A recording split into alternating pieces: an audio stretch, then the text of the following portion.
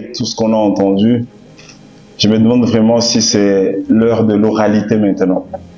Parce que lorsque les uns et les autres parlaient ici, je me suis dit, ben, si je dois prendre la parole, moi je vais parler des épîtres.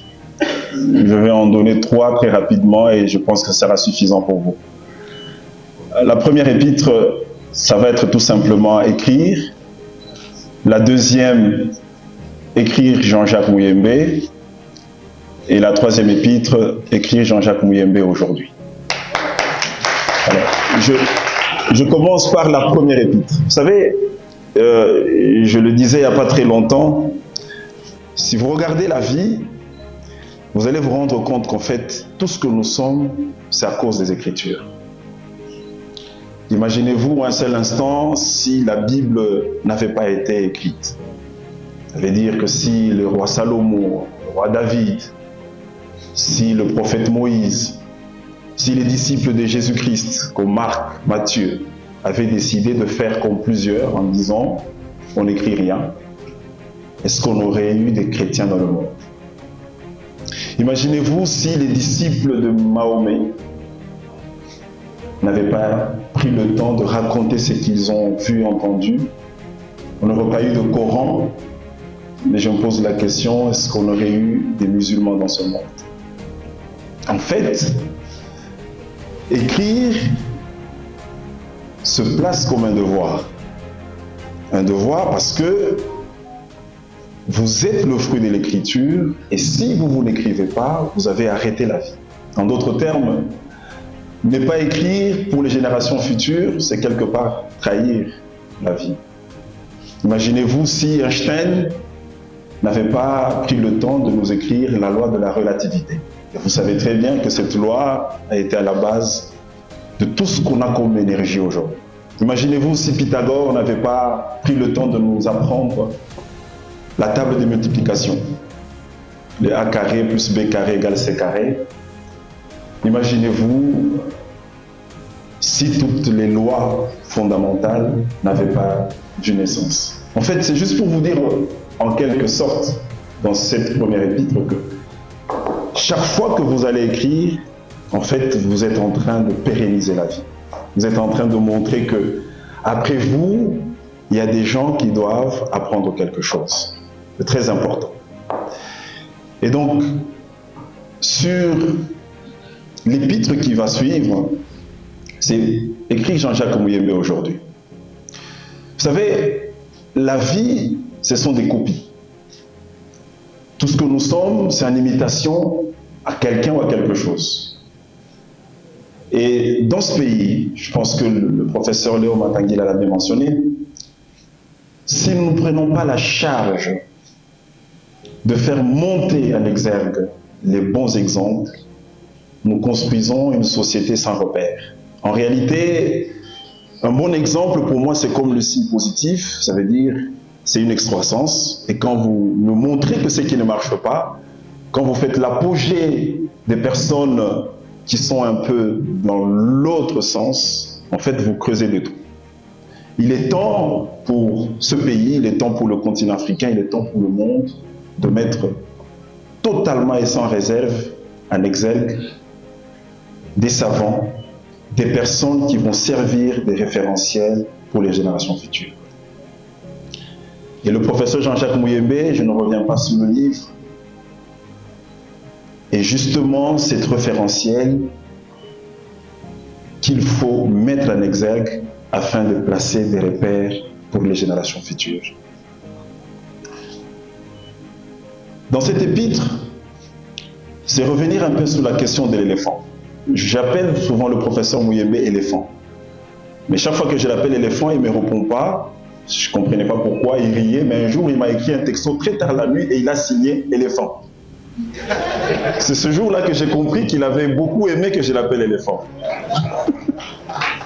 Et le matin, je lui ai dit, professeur, je ne sais pas si tu sais pourquoi je t'appelle éléphant. On a rigolé parce qu'il a beaucoup d'humour, le professeur, et quand je me vois avec lui, on peut faire 1 heure de discussion, 30 minutes, ce ne sont que des humours de part et d'autre. On va rigoler, on va même oublier pourquoi on devait se voir. Et je lui dis, ma mère, je lui posais souvent la question, vous savez, les goûts, c'est très difficile de les expliquer. Quand tu manges quelque chose, on te dit, mais c'est quel goût? Tu vas dire, ah, c'est comme la mangue. Quand tu manges un aliment, on te dit, mais quel est le goût de ce que tu manges? Ah, c'est exactement comme les noix. C'est exactement comme la chèvre. C'est exactement comme l'arachide. Parce que c'est difficile de décrire cela. Et ma mère, chaque fois que je lui posais la question de savoir quel était le goût de la viande d'éléphant, elle me disait, non, mon fils, en fait, l'éléphant a tous les goûts. Il y a des endroits où tu manges, c'est le mouton. Il y a des endroits où tu manges, c'est la chèvre. Il y a des endroits où tu manges, c'est le poulet. Et je disais au professeur, ce que j'ai vu, c'est que j'ai pris une partie de toi et donc j'ai mangé les parties que j'ai touchées. Alors quelqu'un m'a fait savoir que quand j'ai lu ton livre, on dirait que le professeur est parfait. Parce que tu n'as parlé que du bien. J'ai dit, ben, j'ai eu la chance de ne manger que des bonnes parties de la viande. Sûrement qu'il y a quelqu'un qui va dire, il y a des parties qui sont comme le caoutchouc. Sûrement quelqu'un dira, professeur, moi j'ai mangé une partie de votre viande, mais c'est comme du caoutchouc et c'est compliqué à mâcher. Mais la vérité, c'est que, au-delà de ce goût que j'ai décrivé dans le livre, je ne sais pas si vous connaissez un peu les éléphants, lisez un livre très célèbre de Roger Fauquer, Les carcasses des éléphants. En fait, l'éléphant, d'abord, c'est le symbole de la longévité.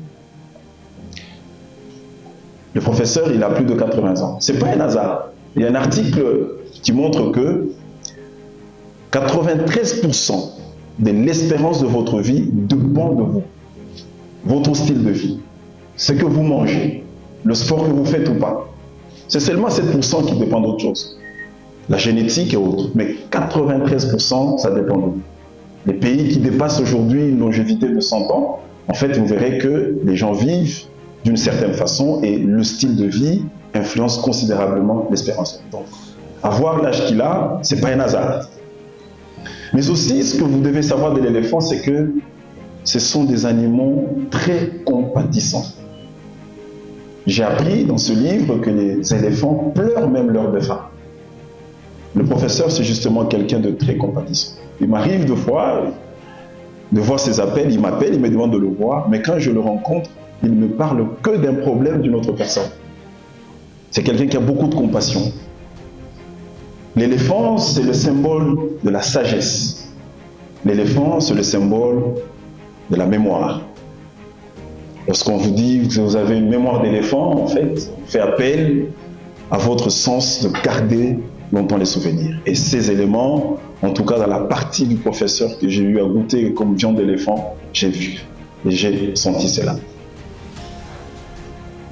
Mais aussi, dans cet épître, c'est me rappeler un peu cette phrase que vous connaissez tous d'un célèbre auteur, Amadou Hampâté-Bâ, qui disait « En Afrique, lorsque les vieillards meurent, ce sont des bibliothèques qui brûlent. » J'étais en train de réfléchir sur cette phrase, je me disais, mais où sont ces bibliothèques avant de brûler? Pourquoi est-ce qu'on constate en Afrique seulement quand la bibliothèque commence à brûler? Et je me disais qu'il y a des gens qui vont faire l'exception à cette règle.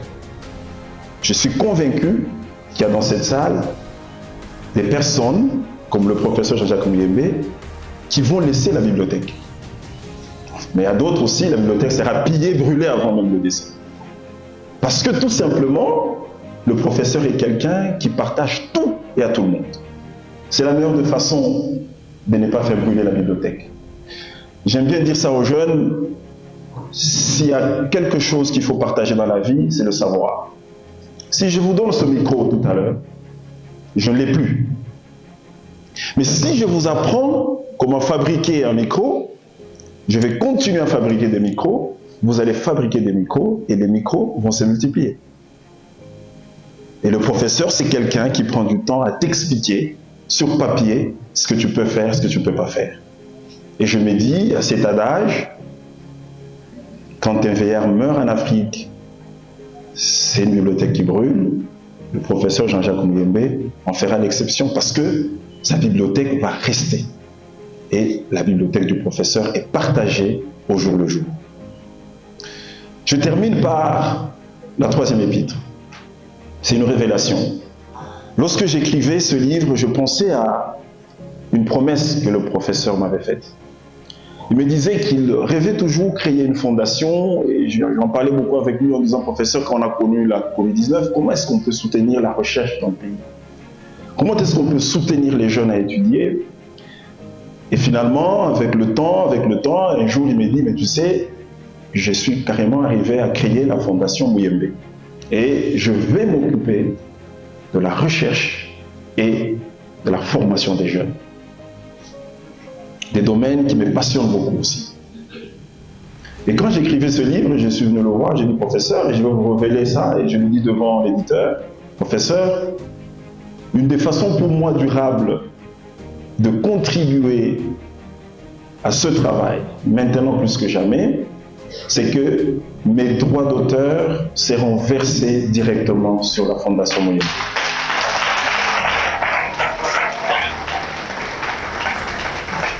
Je prends cet engagement devant mon éditeur et je vais écrire en disant, chaque fois que vous allez acheter ce livre, rappelez-vous que vous avez contribué à la recherche, que vous avez contribué à la formation de la jeunesse. Et ça ne va pas s'arrêter là, professeur, parce que j'ai une mitraillette littéraire pour vous. Ça, c'est qu'un premier livre.